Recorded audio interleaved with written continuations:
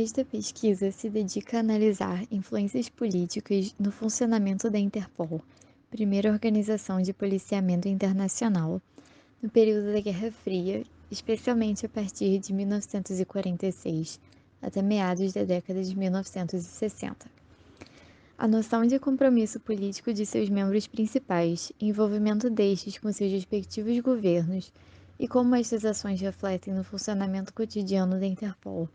permitem a compreensão de como esta organização era utilizada com propósitos de ganho de influência política por potências do bloco capitalista.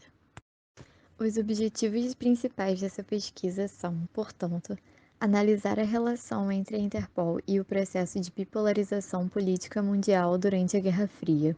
compreender como a Interpol se enquadra a nível institucional como órgão internacionalista nas visões ideológicas e tensões políticas provenientes desse momento,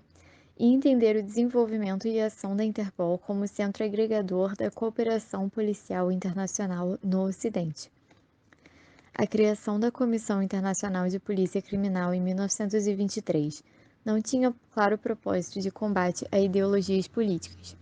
Porém, mobilizações pessoais próprias de seus membros resultam na exclusão de nações com políticas diferentes das observadas nos seus países de origem.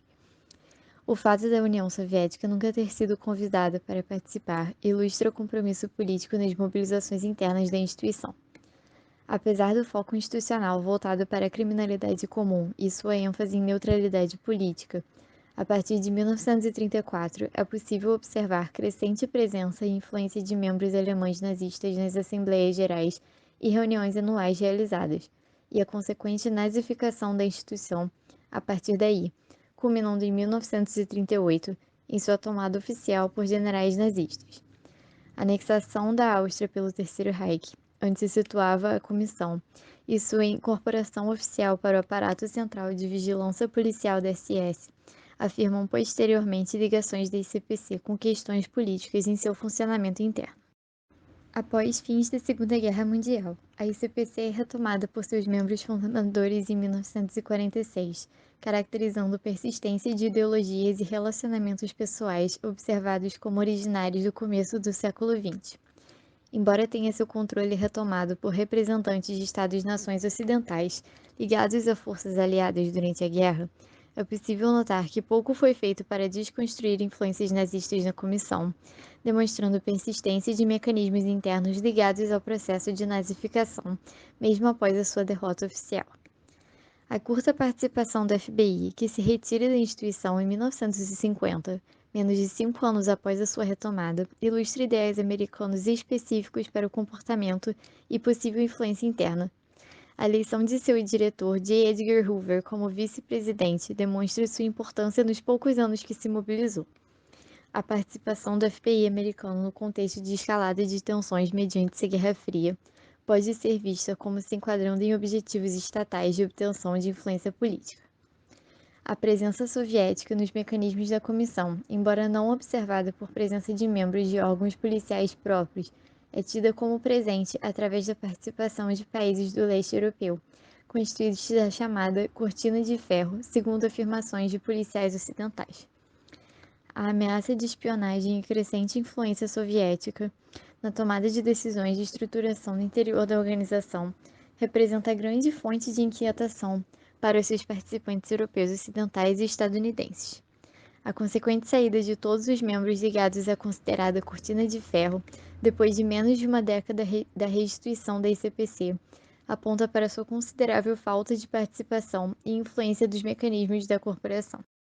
Após polêmicas apontadas em relação à participação de membros ligados aos Estados Unidos e o leste comunista, é assinalado na nova Constituição de 1956 o compromisso estrito com o combate de crimes comuns no contexto da instituição, rejeitando qualquer influência suposta como política, racial ou religiosa. Além disso, é efetuada a mudança de nome oficial de ICPC para ICPO Interpol, interpretada como tentativa de distanciamento de seu passado autoritário e apagamento de memórias sobre influências políticas que a organização protagoniza anteriormente a 1946. A análise historiográfica geral foi feita com o propósito de compreender o recorte temporal estabelecido pela pesquisa e as consequentes influências de eventos históricos na organização, e leitura de bibliografia especializada sobre a situação do policiamento internacional a partir do século XIX para a compreensão do estabelecimento e atuação da Interpol como instituição oficial de policiamento. Tendo em consideração a ausência de estudos históricos voltados para o entendimento da Interpol e suas relações com eventos do século XX, a análise bibliográfica foi feita majoritariamente por meio de teses nos campos da criminologia, relações internacionais e jornalismo. Desse modo, a reflexão e problematização de certos conceitos e enquadramento dos eventos abordados em perspectiva histórica, que leva em conta a percepção de ocorrências singulares da organização e seus conflitos internos por meio de foco mais extenso, levando em conta acontecimentos a nível global durante o século XX, ilustra importante etapa para a compreensão dessa organização internacional como agente histórico. A análise dos artigos do periódico International Criminal Police Review, utilizada como fonte principal da pesquisa entre os anos de 1946 a 1958, permitiu a compreensão da linguagem oficial utilizada por oficiais membros e de que modo estes se situavam dentro da Interpol. Criada em 1924, situa-se como a primeira revista policial a circular internacionalmente e é utilizada para compartilhar detalhes sobre casos nacionais de membros participantes da Interpol e novidades no campo da criminologia. Seus artigos eram escritos por participantes da organização e eram publicados apenas para seus membros, possuindo circulação interna restrita. Deste modo, foi possível apontar a presença de questões politicamente carregadas no funcionamento interno da organização, que afirmava com frequência compromisso com neutralidade política. A leitura de seus artigos permite a compreensão da linguagem utilizada e preocupações expressas na leitura oficial da Interpol, possibilitando entendimento de seus principais objetivos e filosofias em relação ao combate a determinados tipos de crimes. No momento da Guerra Fria,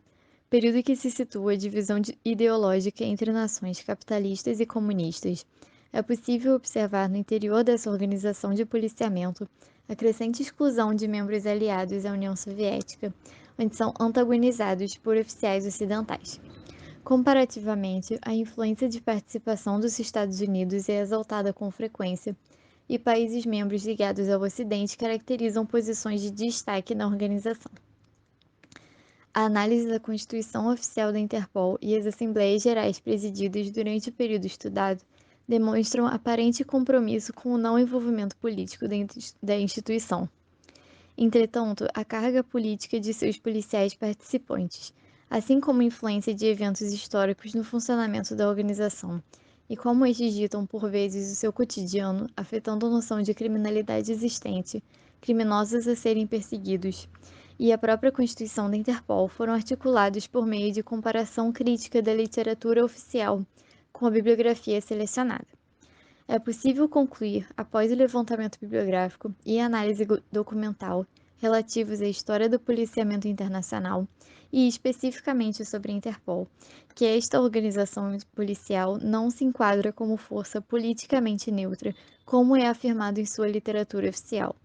As fontes utilizadas comprovam a exclusão de importante polo global devido à escalada de tensões ideológicas durante a Guerra Fria e demonstram a situação da Interpol como voltada principalmente para a adesão e interesses de países ocidentais, caracterizando a continuidade da tendência observada pela historiografia, que aponta o princípio de mobilizações transnacionais de policiamento no século XIX como voltado para a manutenção do poder político ocidental.